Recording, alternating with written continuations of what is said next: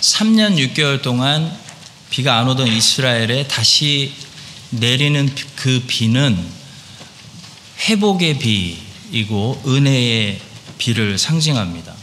갈멜산에서 누구의 하나님이 진짜 하나님인지 제사를 통해 승부가 났고요.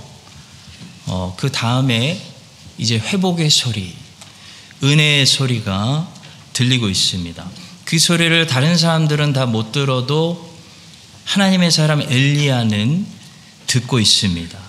하나님께서 우리 교회와 우리 각 가정과 각 개인에게 준비하고 계시는 회복의 비, 은혜의 비, 그 소리를 들으시는 여러분들 되시기를 축복합니다. 오늘 본문은 그 큰 은혜의 비가 내리기 전에 엘리야가 먼저 무엇을 준비시켰는지 보여주는 말씀입니다. 하나님께서 우리에게 회복의 비, 은혜의 비를 내리시기 전에 먼저 우리는 엘리야처럼 무엇을 준비해야 할까요? 첫째로 우리는 우상을 제거하고 각자 죄를 제거하기를 힘써야 합니다. 본문 40절을 보겠습니다. 엘리야가 그들에게 이르되 바알의 선지자를 잡되 그들 중 하나도 도망하지 못하게 하라 하매 곧 잡은지라. 엘리야가 그들을 기손 시내로 내려다가 거기서 죽이니라. 엘리야가 바알 선지자들 왜 잡으라고 했냐면요, 그들이 도망가서 숨어 있다가 기회를 엿보고 다시 나타나서 다시 바알 숭배를 퍼뜨릴 것을 알았기 때문입니다.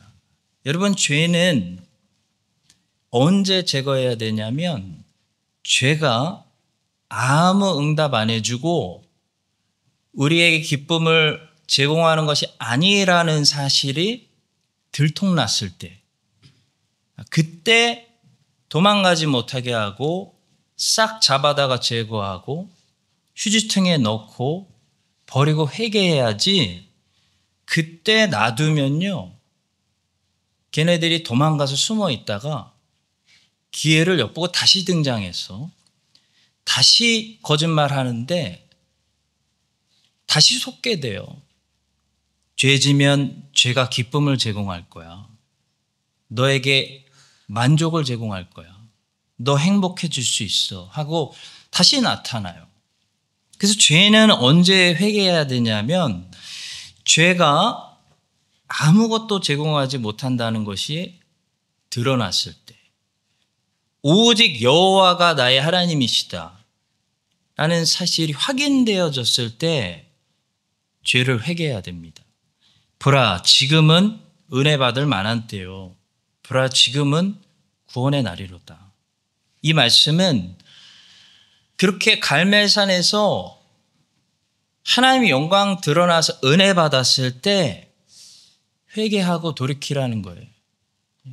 지금을 놓치면 죄가 다시 살아나서 바알 선지자들이 숨어 있다가 다시 나타나서 다시 거짓말해요. 다시 왕노릇하게 되니까 지금 기회가 있을 때 회개하고 돌이켜라, 그런 말씀입니다. 바알을 섬겨서 오랫동안 완전히 망가진 그 이스라엘, 거기에 하나님께서 이제 다시 큰 은혜의 비를 준비하고 계시는데요, 비가 내리기 전에 이스라엘이 꼭 해야 할 일은 우상들을 제거하고, 그러니까 바알이 비 못 내린다는 것 증명됐으니까 비도 못 내리고 불도 못 내리고 그거 다 제거해버리고 죄를 회개하라는 것입니다. 회개가 회복보다 더 먼저입니다. 이 마가복음 2장에 보시면 중풍병자가 나오죠. 친구들이 중풍병자를 지붕을 뚫고 예수님 안으로 내렸는데요, 예수님께서 제일 먼저 하신 말씀은 내 죄사함을 받았느니라 라는 말씀이었어요. 중풍병에 관한 말씀이 아니었어요. 이 말씀은 예수님께 어떤 문제가 더 급한 문제인지를 보여주는 말씀입니다. 여러분, 중풍병자에게 중풍병보다 더 급한 문제가 어디 있겠어요? 근데 예수님은 다르게 생각하세요. 중풍병자에게 중풍병보다 더 급한 문제가 있다. 죄로부터 구원받는 문제다. 라고 하셨습니다. 여러분, 우리는 중풍병자처럼 생각할 때가 많습니다. 내가 걸을 수만 있다면 얼마나 좋을까? 다 걷는데 왜 나는 못 걸을까? 예수님, 내가 이 중풍병에서 벗어나기만 하면요, 너무 행복할 것 같아요. 근데 예수님은 아마 이렇게 대답하실 것 같아요. 너를 바꾸지 않는데 환경을 바꾸면 행복해진다고? 착각이다. 어떤 의미에서 중풍병도 환경입니다. 안 좋은 환경이죠. 근데 안 좋은 환경을 다 제거한다고 내가 행복해질까요? 예수님은 아니라고 하십니다. 우리의 문제는 사실 중풍병이 아닙니다. 우리의 문제는 사실 더 깊이 있습니다. 팀 켈러 목사님은 예수님께서 그 중풍병자에게 아마 이렇게 말씀하셨을 것 같다고 말했습니다. 내가 몸만 고쳐주면 평생 행복할 것 같지? 하지만 두어 달만 지나봐라. 그런 행복은 오래가지 않아. 불만족의 원인은 더 깊은 곳에 있다. 다들 문제 있으시죠? 소원도 있으시죠? 그 문제만 해결되면 행복해질까요? 영주권만 따면 행복해질까요? 그 소원이 응답되면 행복해질까요? 중풍병자에게 중풍병만 제거되면 행복해지지 않는다는 것을 예수님은 알고 계시기 때문에 죄를 먼저 사해 주시는 겁니다. 그리고 나서 중풍병을 낫게 해주시죠. 이 중풍병자가 온전히 회복되고 새 사람이 될 수 있었던 것은 죄사함을 받았기 때문이지 사실 중풍병에서 꼭 나았기 때문이 아니에요. 마찬가지로 이스라엘에 비가 다시 내리면 이스라엘이 행복해질까요? 집안마다 다 해피해질까요? 그렇지 않습니다. 이스라엘이 죄를 회개하고 우상들을 제거하고 죄사함을 받고 하나님께 돌아와야 이스라엘은 다시 행복해질 수 있습니다.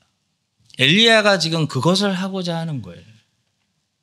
환경 바꾸기 전에 이스라엘 바꾸려고 하는 겁니다. 이스라엘이 바뀌면요, 환경은 하나님이 바꿔주십니다. 이것이 오늘 주일 아침에 우리가 듣게 되는 첫 번째 말씀이에요. 우리가 환경보다 먼저 바뀌어야 된다. 환경이 바뀌면 나도 변할 것 같아요가 아니에요. 환경이 바뀌어도 죄인은 안 변합니다. 죄인은 환경이 바꿀 수 있는 그런 존재가 아니고요. 오직 성령만이 바꿀 수 있는 존재이기 때문이에요. 여러분과 제가 이 사실을 기억하고 큰 비가 내리기 전에 우리가 해야 될 일이 있습니다. 우리의 환경을 지금보다 더 좋은 환경으로, 중풍병 없는 환경으로 하나님이 바꿔주시기 전에 여러분과 제가 먼저 우리가 바뀌는 그런 성령의 사역을 먼저 받으시기를 예수님의 이름으로 축복합니다. 자, 두 번째로 하나님이 준비하시는 큰 은혜의 비를 우리가 함께 맞으려면 여러분과 저는 기도해야 됩니다. 본문 42절을 보겠습니다. 아합이 먹고 마시러 올라가니라. 엘리야가 갈멜산 꼭대기로 올라가서 땅에 꿇어 엎드려 그의 얼굴을 무릎 사이에 놓고. 아합은 아마도 가뭄 때문에 금식하고 있었던 것 같습니다. 엘리야가 이제 아합에게 이제 비가 올 거니까요, 왕은 잡수시고 안심하시고 가서 다시 마음 편히 먹고 마시라고 했습니다. 그러니까 왕은 가서 편하게 먹고 마시라고 엘리야가 배려했지만 엘리야는 뭐 했냐면 기도하러 산꼭대기에 올라갔어요. 여러분, 많은 사람들이 하나님의 은혜로 인해서 다시 편하게 먹고 마시려면요, 누군가는 기도해야 됩니다. 누군가는 항상 산꼭대기에서 기도하는 사람들이 있어야 됩니다. 그럴 때 많은 사람들이 이 교회가 모두 다 편안하고 안심하고 먹고 마실 수 있는 거예요. 마치 누군가는 오늘도 38선을 지키고 있어야 국민들이 안전하고 편안하게 지낼 수 있는 것 같습니다. 우리는 오늘 엘리야의 기도를 통해서 엘리야가 도대체 어떻게 기도했는지 세 가지를 배울 건데요. 이 엘리야가 좀 특이하게 기도하고 있는 모습이 기록되어 있습니다. 땅에 꿇어 엎드려 얼굴을 이 무릎 사이에 넣고 기도하는 이 엘리야의 모습은 엘리야의 기도가 어땠다라는 것을 우리에게 가르쳐주고 있어요. 첫째로 엘리야의 모습을 보니까요, 확실히 엘리야의 기도는 겸손한 기도였다는 거예요. 그 자세가 말해주고 있습니다.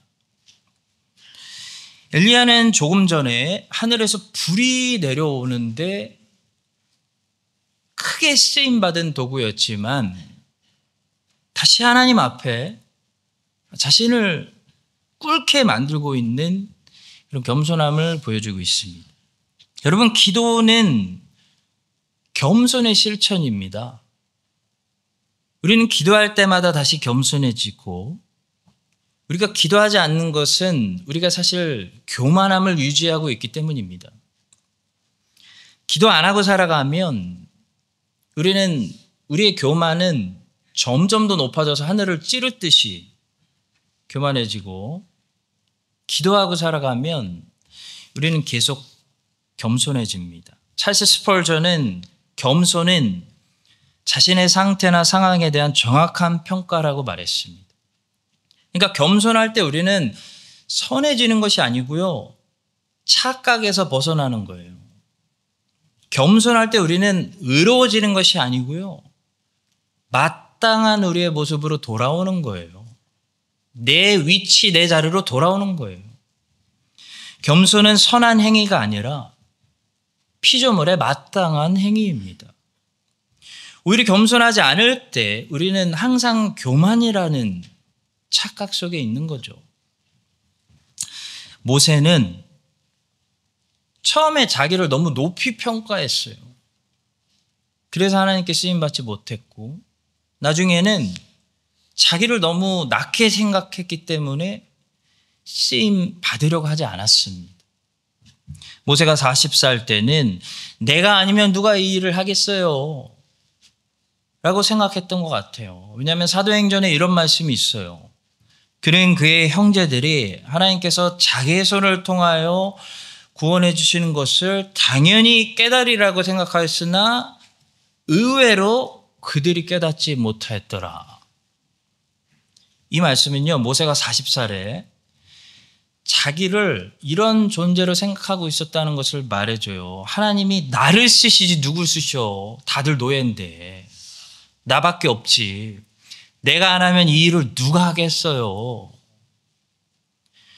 그러다가 모세는 애굽 사람 쳐 죽이고 히브리 사람에게 평생 트라우마가 되는, 상처가 되는 쇼킹적인 말을 들었는데요. 누가 너를 우리의 재판장으로 삼았느냐?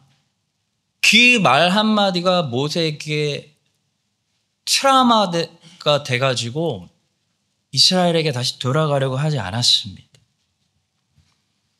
근데 모세가 80세 때 하나님이 다시 나타나서 애굽으로 가라 하셨을 때 모세가 죽어도 안 간다고 했습니다. 그때 모세가 유명한 말을 남겼죠. 보낼 만한 자를 보냈었어. 내가 누구간데. 우리가 자주 쓰는 변명이에요. 주님, 보낼 만한 자를 보내셔야죠. 여러분, 저거는요, 겸손이 아니라 불신앙이에요. 불신앙, 불순종. 자기를 바라보고 내가 안 되니까 하나님도 안 되실 거다라고 생각하는 것은요, 겸손이 아니고요, 불신이고 불순종입니다. 내가 아니면 누가 하겠어요? 자기를 너무 지나치게 긍정적으로 생각하는 것도 잘못이고, 내가 누구간데 주님 왜 나를 보내려고 하세요? 나를 너무 지나치게 부정적으로 생각하는 것도 잘못입니다. 겸손은 자기를 지나치게 부정적으로 생각하는 것이 아닙니다. 겸손은 나에 대해서 생각하지 않는 것입니다. 모세가 언제 하나님의 도구가 되냐면 자기에 대해서 관심 끝낼 때, 하나님이 어떤 분이신지를 생각하기 시작하고 하나님이 누구인지를 바라보고, 하나님 바라볼 때 모세는 하나님이 쓰시는 도구가 되기 시작해요.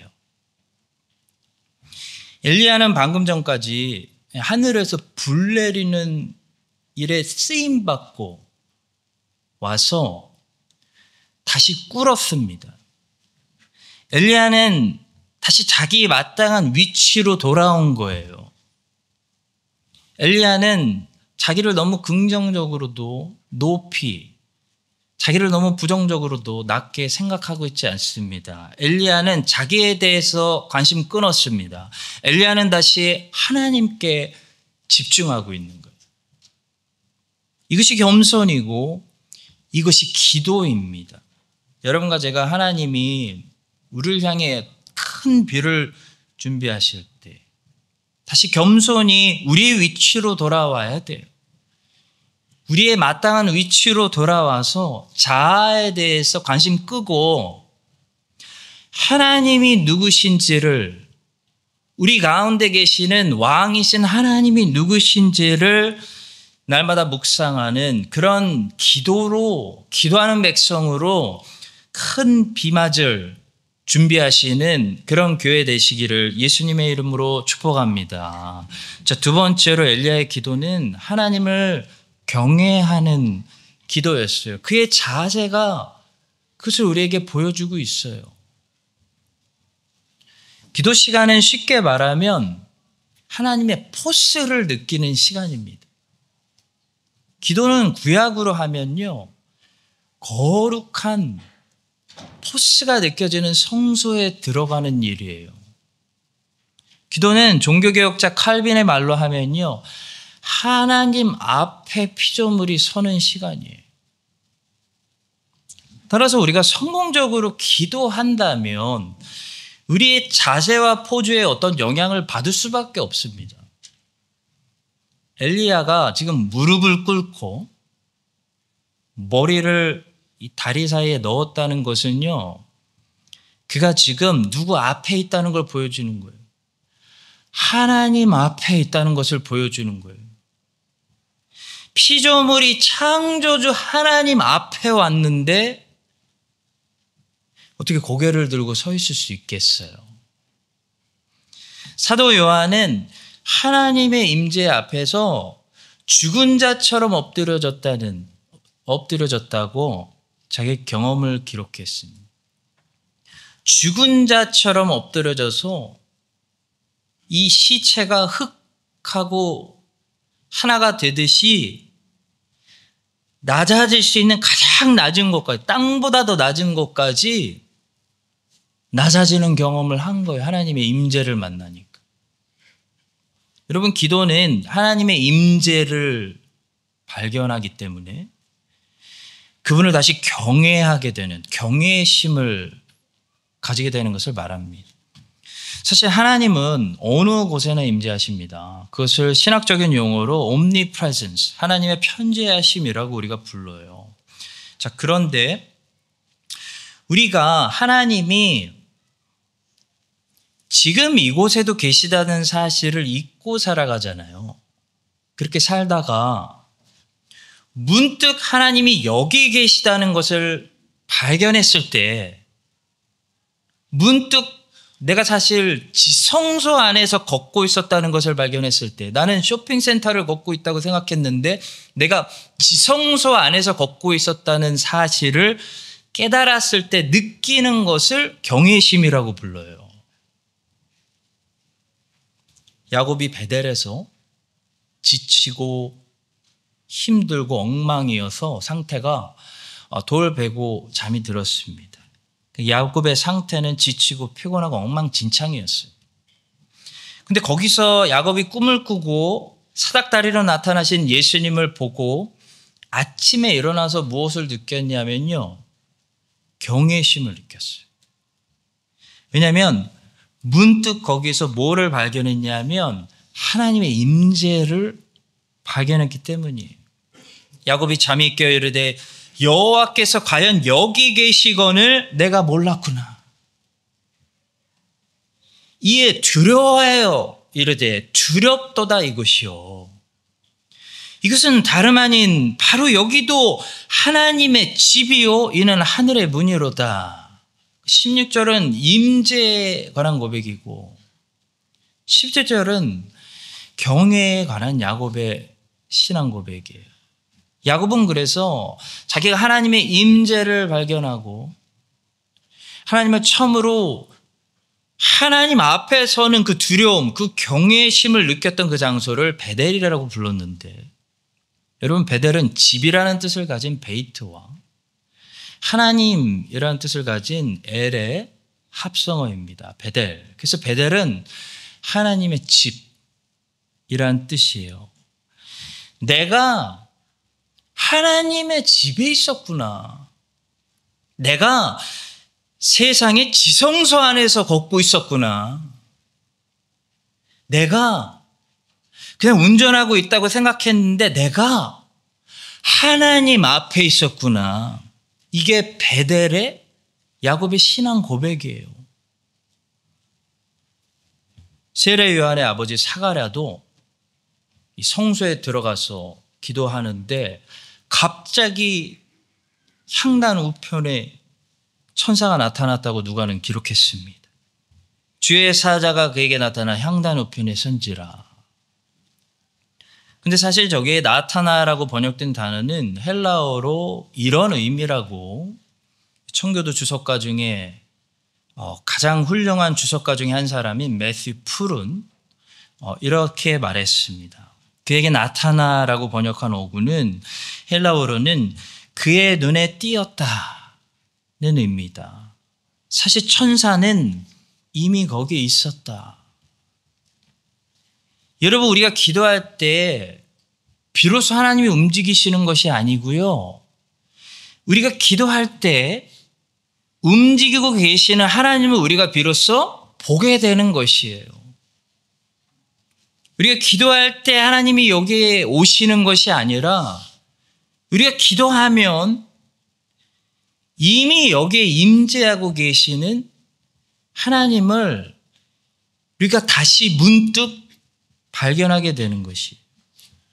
그래서 기도할 때 우리는 하나님을 다시 발견하기 때문에 경외심을 느끼게 되고, 이 경외심 때문에 기도하는 사람들은 엎드리고 무릎 꿇게 되는 것입니다. 그것이 기도입니다. 엘리야는 지금 다시 하나님의 임재를 느끼고 있습니다. 엘리야는 자신이 계속 지성소에 있었다는 사실을, 그래서 그 두렵고 무서운 지성소에서 내가 조심조심 살아가야 된다는 사실을 다시 발견하고 있는 거예요. 그래서 그는 꿇은 겁니다. 그것이 경건이고 그것이 거룩이에요.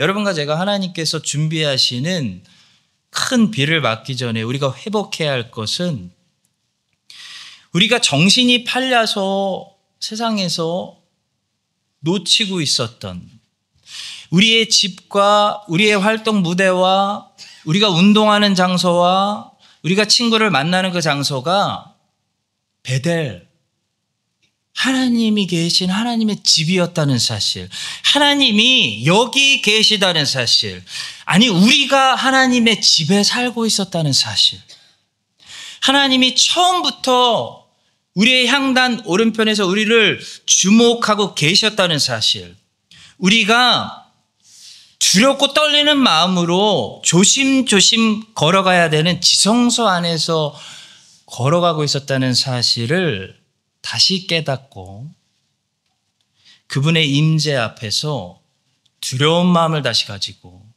경외하는 마음을 회복하는 것입니다. 그것이 경건이고 그것이 거룩입니다. 그런 하나님을 다시 경외하는 마음, 경건한 백성, 거룩한 백성 되시기를 예수님의 이름으로 축원합니다. 자, 세 번째로 엘리야의 기도는 간절한 기도였어요. 엘리야의 자세가 우리에게 보여줘요. 파이어 알람 소리, 경찰차 사이렌 소리, 소방차 앰뷸런스 소리, 전부 시끄러운 소리죠. 시끄러워야 됩니다. 왜냐하면 주변 모두에게 어텐션을 주는 게 목적이기 때문이에요. 마찬가지로 기도는 구조를 요청하고 도움을 요청하는 소리이기 때문에 간절함이 있을 수밖에 없습니다. 여러분, 이교도들이 기도하는 모습 언제 마지막으로 보셨나요? 무신론자들이 이교도들보다 훨씬 많은 세상에서 살아가시니까 이교도들 기도하는 모습 보기 힘드시죠? 이교도들 기도하는 모습 보면요, 정말 간절합니다. 손을 아주 싹싹 빌면서 기도해요. 땀이 나요. 그만큼 간절한 거예요.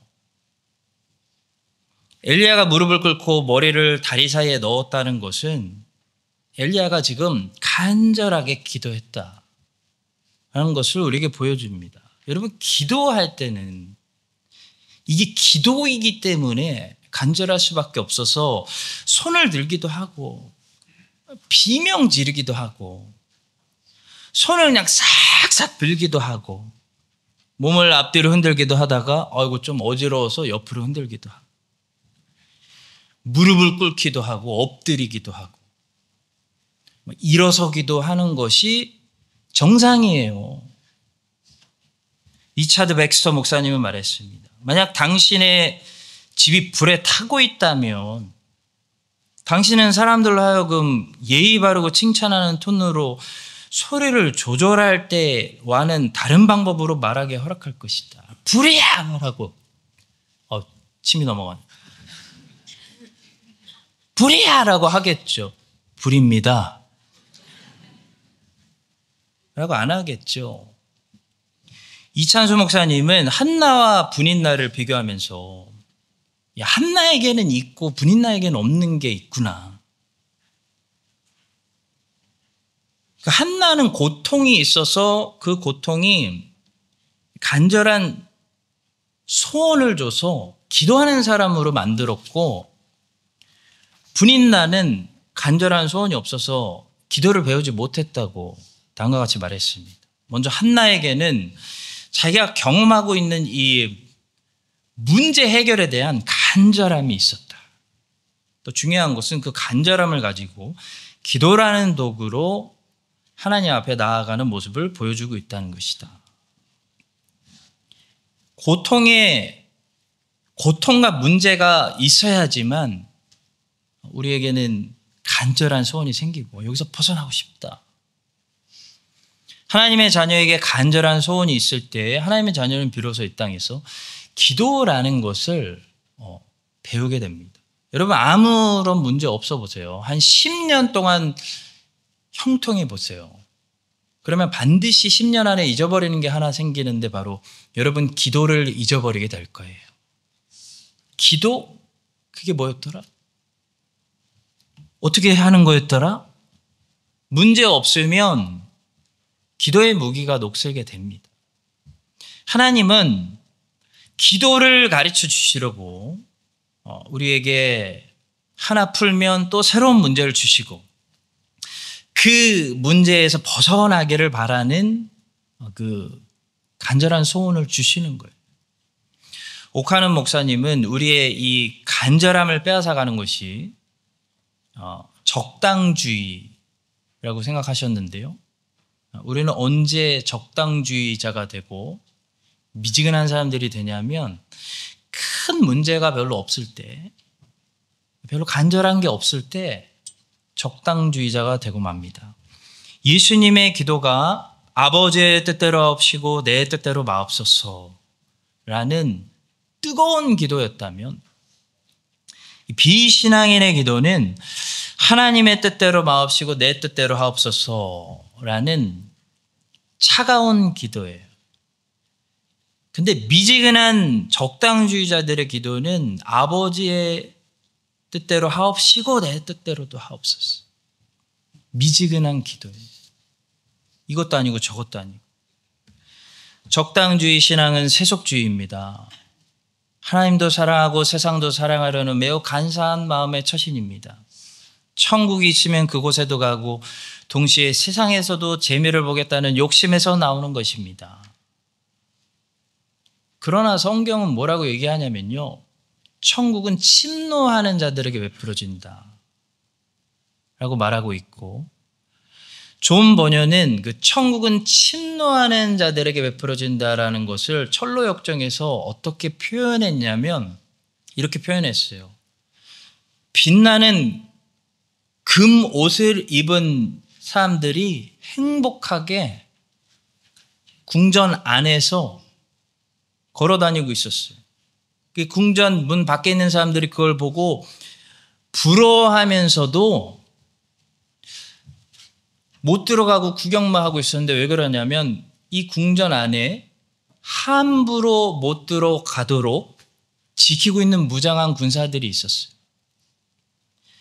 그래서 저기 들어가려면 함부로 들어가지 못하도록 지키고 있는 군사들하고 피 흘려 싸우다가 상처를 입기도 하기 때문에 그럴 열심이 없어서, 그럴 용기가 없어서 많은 사람들이 그 대가를 치를 각오가 없어서 부러워하지만 그 문으로 들어가지 않고 밖에서 멍하니 서서 누가 먼저 들어가나 구경만 하고 있다고 우리에게 말하고 있습니다. 천국은 침노하는 자들에게 베풀어진다는 말씀은요, 천국을 미지근하게 편안하게 들어가는 사람은 한 명도 없다는 사실을 말씀합니다. 천국은 뜨거운 사람들만 들어가는 곳이에요. 천국을 들어가는 과정에서 상처를 입더라도, 대가를 치르더라도, 피 흘리면서까지 싸우면서 침투하는 자들만 들어가는 곳이에요. 문제가 없는 사람, 간절할 필요가 없는 사람, 적당히 하나님도 믿고 나도 하나님이고, 기도를 배우지 못하는 사람들은요, 죄송한 소리지만 천국에 들어가지 못할 가능성이 높습니다. 엘리야는 간절하게 기도하고 있습니다. 엘리야는 겸손하게 기도하고 있습니다. 엘리야는 하나님의 임재 앞에서 하나님을 경외하고 있습니다. 여러분과 제가 다시 엘리야처럼 그렇게 기도할 수 있기를 바라며, 기도하는 백성들에게 하나님께서 큰 은혜의 비를 준비해 주시기를 예수님의 이름으로 축복합니다. 자, 마지막 세 번째로 엘리야의 기도는 인내하면서 기다리는 기도였습니다. 본문 43절과 44절을 보겠습니다. 그의 사환에게 이르되 올라가 바다 쪽을 바라보라. 그가 올라가 바라보고 말하되 아무것도 없나이다. 이르되 7번까지 다시 가라. 7번째 이르러서는 그가 말하되 바다에서 사람의 손만한 작은 구름이 일어나나이다. 하나님께서 왜 기다리게 하시는가? 왜 7번째인가? 그 이유를 우리는 알 수도 없고요. 그것을 감히 논하는 것은 피조물의 주제를 벗어나는 일입니다. 근데 성경을 통해서 한 가지 배울 수 있는 사실이 있습니다. 성경이 가르쳐주는 사실이 있어요. 바로 오랜 기다림, 오랜 준비는 성경을 보니까 항상 큰 사역을 위한 밑거름이 되었다는 사실이에요. 그거 하나는 분명해요. 매튜 풀은 말합니다. 하나님께서 어떤 여자들에게 오랫동안 자녀를 주지 않으시다가 나중에 그녀들의 태를 열어주셨을 때에는 그녀들은 하나님께서 크게 쓰신 뛰어난 인물들의 어머니가 되었다는 것이다. 사라, 라헬, 마노아의 아내, 한나, 엘리사벳이 그랬다. 한번 보겠습니다. 사라는 오래 기다려서 아들이 생겼는데 그 아들이 이삭이었고요. 라헬은 아기가 안 생겼어요. 언니는 잘났는데. 그러다 겨우 한 명 생겼는데 그 아기가 요셉이었어요.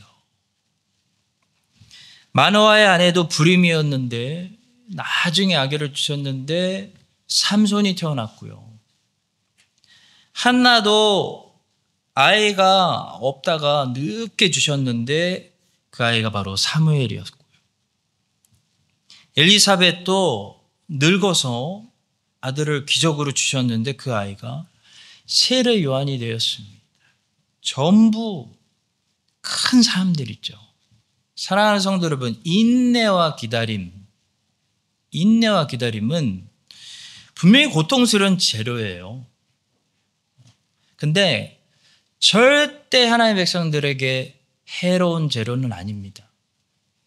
시금치는 아무리 달게 먹으려고 해도 단맛이 안 나고 쓴맛이 나죠. 그렇지만 결코 몸에 해롭지 않고 몸에 이로운 반찬인 것처럼 인내와 기다림은 아무리 즐겁게 기다려보려고 해도요, 인내와 기다림은 답답한 거예요. 고통스러운 재료예요. 그렇지만 기억하세요. 절대 여러분들에게 해로운 재료가 아니에요. 분명히 이로운 재료입니다. 특히 하나님의 사역이 커지고 있다. 그릿이 넓어지고 있다. 지경이 넓어지고 있다. 하나님의 큰 은혜가 준비되고 있다라는 사인입니다. 엘리야의 기도도 한 번에 응답되는 그런 기도가 아니었어요. 여러분 6번 거절당해 보세요. 엘리야도 처음에 6번 동안 사환을 보내서 어떤 응답을 받았는지 아세요? 아무것도 없나이다. Nothing. 아무것도 없어요. 뭐가 보여요? 아무것도 안 보여요. 라는 소리를 6번 들었어요. 그러나 엘리야는 실망하지 않았고 하나님 신뢰하기를 계속했고 하나님께 계속 순종하기를 컨티뉴했고 하나님께 계속 기도하기를 멈추지 않았습니다. 그래서 7번 만에 드디어 응답이 왔는데 응답이 작아요. 처음에. 작은 구름이었는데 이 작은 구름이 나중에 점점 더 커져서 큰 비를 내리게 하는 큰 응답을 받았습니다. 여러분 삼손도 처음에 콩알만하게 시작했어요. 세례 요한도 콩알로 시작한 거예요. 처음에 작게 하나님이 콩을 주셨어요. 근데 얘가 커져서 훌륭한 여자가 낳은 자 중에 가장 큰 자, 이 콩이 아이가 되고 청년이 되고 세례 요한이 된 거예요. 여러분과 제가 이 사실을 기억하고요. 포기하지 마시고 이번 주에도 이번 달도 무지 춥죠. 춥지만 6월 달도 2025년 올해도 여러분 계속해서 밀고 나가세요. 6번 아무것도 안 보여요. 아무것도 보지 못하더라도 마침내 하나님의 시간에 7번째에 하나님의 응답이 오는 것을 보게 되는 그런 인생들 다 살아가시기를 예수님의 이름으로 축원합니다. 기도하겠습니다. 하나님 아버지, 이 땅 가운데 저희들의 삶 가운데 우상들이 제거되고 죄가 회개되고 하나님이 회복의 비, 은혜의 비를 내리시는 큰 비의 소리를 들을 수 있는 저희들 되게 하여 주시옵소서. 엘리야처럼 이 일을 준비하기 위해서 겸손히 기도하게 하시고 간절히 기도하게 하시고 하나님의 임재를 발견해서 이곳이 성소라는 사실을 깨달아 경건하고 거룩하게 하나님 경외하며 살아가게 하여 주시옵소서. 오래 기다릴 수 있도록 하시고 인내를 더하시고 6번 아무것도 보이지 않더라도 꾸준히 순종하고 기도하여 마침내 주의 응답을 보게 되는 우리의 복된 인생들이 되게 하여 주시옵소서. 예수님의 이름으로 기도합니다. 아멘.